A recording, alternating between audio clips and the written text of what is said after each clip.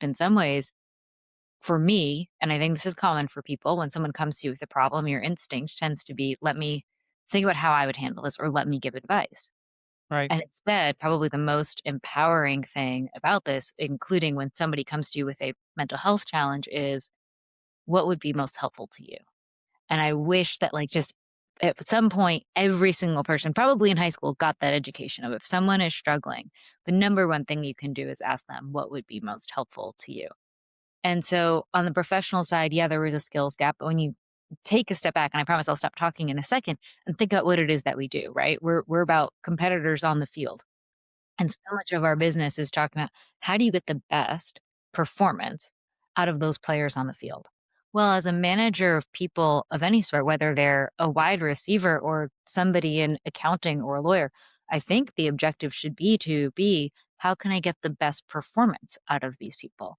And to me, that involves really having a better understanding of, I know that we call it mental health and I know that's common, but I feel like at some point someday, my hope is that we just talk about it as health because it is just a part of that, and it doesn't need to be we don't I think that sometimes people get a little bit skittish about these topics, 1, because 'cause they're hard and they're dark, and that's fair, but 2, because they somehow think that it is a distraction from work, and from my perspective, if you are all trained and learn at least at a basic level again, if you need a professional, you need a professional, and you very much do beyond a certain scope, but if people are just trained in empathy, active listening, and how to respond, and then how to connect other people with resources, to me, that helps take the distraction out of the way. Because with whatever's going on in someone's life, it will distract or detract from their performance unless it's addressed somehow. And so, me, at like the most basic level, I remember thinking, I hope that nobody who crossed paths with me ever feels alone. Like, I hope that they know that they can always come back, that I will be a resource, no matter what context, whether it's work or otherwise, that we've crossed paths in.